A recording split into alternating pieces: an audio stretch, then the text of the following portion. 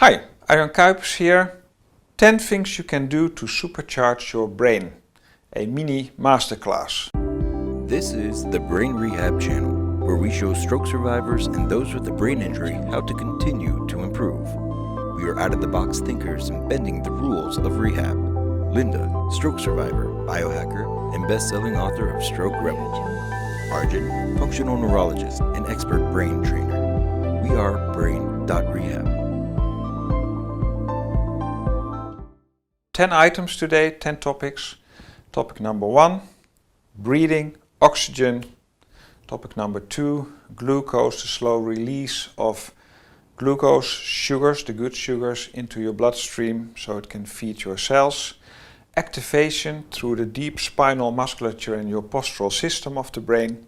Starting with oxygen. This is the number 1 item you want to go to if you want to improve your overall health.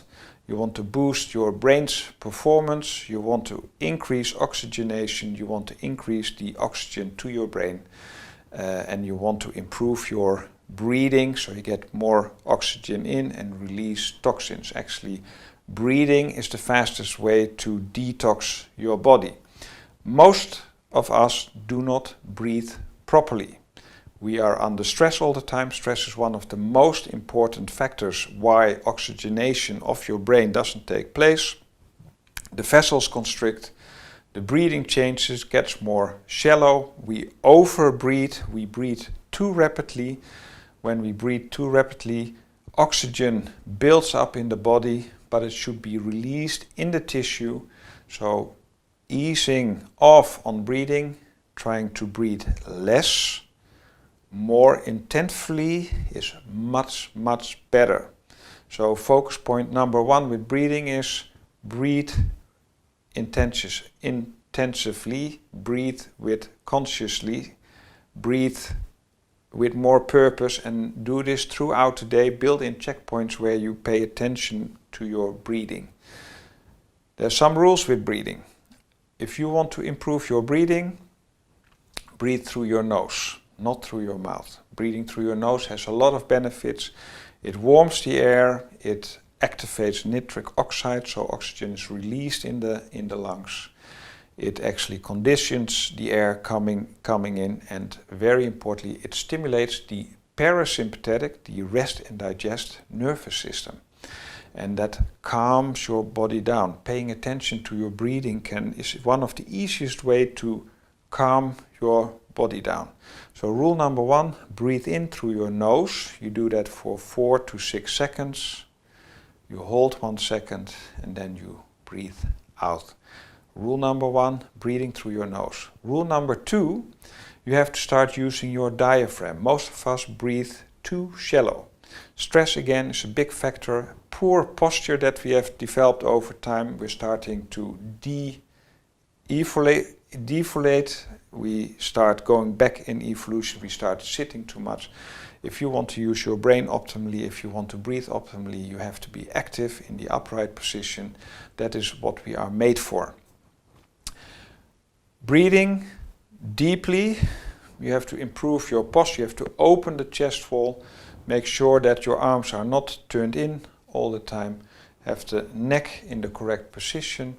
The external meatus of the ear, the hole in your ear, should be right on top of your shoulder and not forward like this. Most people have forward head carriage, which creates a lot of mechanical stress on the neck. Poor breathing, pains actually decrease intelligence, even has been proven in several studies. So you want to start paying attention to your breathing posture. Also, you tilt your pelvis a little bit so the pelvis is level, it's horizontal. You have a little tension in your stomach muscles, in the abdominal muscles all around, little tension in your buttocks, so you have the correct breathing posture. That actually will make sure that your diaphragm can lower more easily and you get away from the shallow breathing, which actually stimulates the sympathetic, the flight response in our body. So shallow breathing actually makes sure that you're even more stressed. Deep vertical breathing calms down the nervous system and makes sure that oxygen is released in your tissues. So that's rule number 2. You have to start using your diaphragm. You have to start breathing deeply. And if very easy check is to place your hand on your chest wall and your abdomen. Breathe in. You want to feel it most down here, not up here. And this will take some practice. So don't stress over it. And again, breathing in and calming it down, breathing less per minute is a very easy way to start improving your health, start improving oxygen to your brain. Rule number 3 with breathing and oxygenation of your brain is that you have to breathe out longer than you breathe in. Again, calming down the breathing rates, paying more attention to it, making sure that oxygen is really released in your tissues. Most of us have enough oxygen in our blood, but it is not released in our tissue because we're breathing too shallow and the waste products are removed too quickly. And actually the CO2, the carbon dioxide, makes sure if that is in the system that the oxygen is released from your red blood cells into your tissues. So breathing out longer than breathing in. And again, breathe in through your nose. Use your diaphragm, have very good breathing, pay attention to this throughout the day, have checkpoints or when you're walking, when you're sitting in a meeting, doesn't matter. And breathing out longer than you breathe in. Very, very important. Item number 2, glucose. Paid a lot of attention to breathing, glucose a little bit less. All the items will come back in 101s or other mini master classes. Glucose, there's very important, one of the basic needs of your brain, like oxygen and activation through the postural system of brain development, brain repair and constant brain awareness.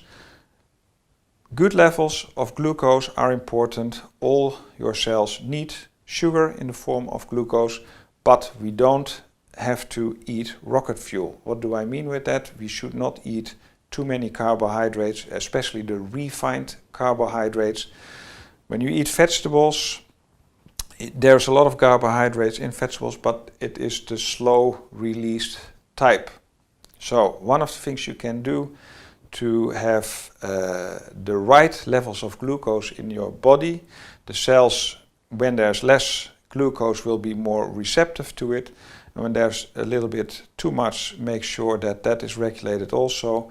You have to reduce carbohydrates in your diet. It's one of the modern world's biggest enemies, is that we eat way too much refined sugars in any form, sodas, pastas, bread, and other refined products that you find in the supermarket.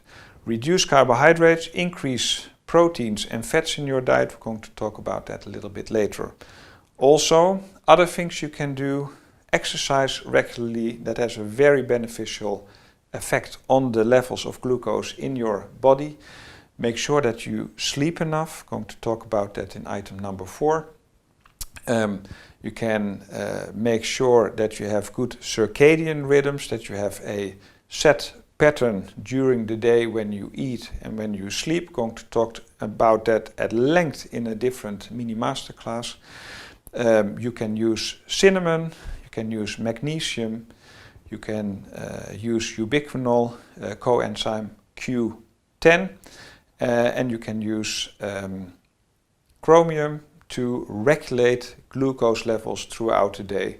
Make sure you don't overeat, have a couple of meals a day, but don't snack all the time. Glucose doesn't have to be available all the time. And but most important, reduce the carbohydrates in your diet. Actually seems contradictory, but it will really help that the right amount of glucose is available, not too much, so we don't develop insulin resistance and are more prone to diabetes. So that's about glucose. Rule number 3, item number 3 is activation. The brain needs activation. So the basic requirements of the brain are oxygen, glucose, activation through the deep spinal musculature and the postural system. Roger Sperry, one of the Nobel Prize winners, said it very eloquently. That drive, the stimulation through the postural system, the deep spinal muscles, is actually the electrical generator of brain activity.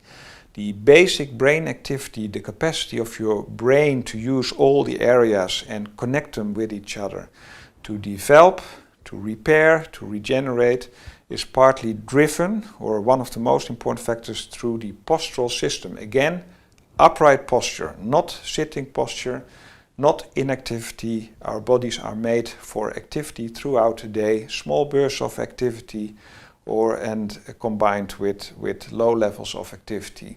But we have to move. We have to use our bodies in the upright posture.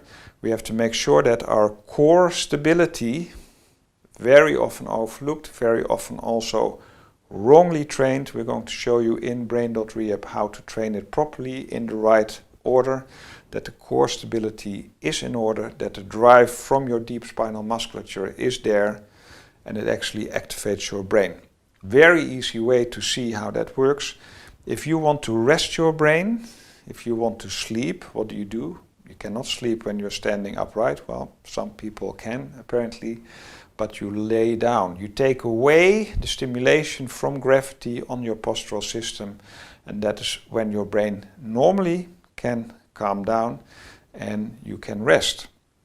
So that's how important the stimulation, activation is through the postural system. So if you are inactive, cannot move, and even low levels of movement is enough, but you have to do it throughout the day. You have to challenge your body, even if it has a very low level when you have had a stroke, for example, or a traumatic brain injury. That is the way to build up brain activity again. So move, do it in an upright position, do it several times a day in whatever form you choose, the level of activity to your fitness. We're going to talk about that later. High intensity exercise is very good for your brain, but your body has to be prepared for it.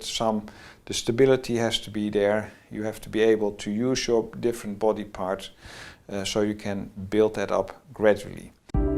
Our Brain.Rehab portal is a continuous improvement training platform for the home situation. It contains the best training, masterclasses, latest news, and interviews on topics that will keep you improving in the years to come.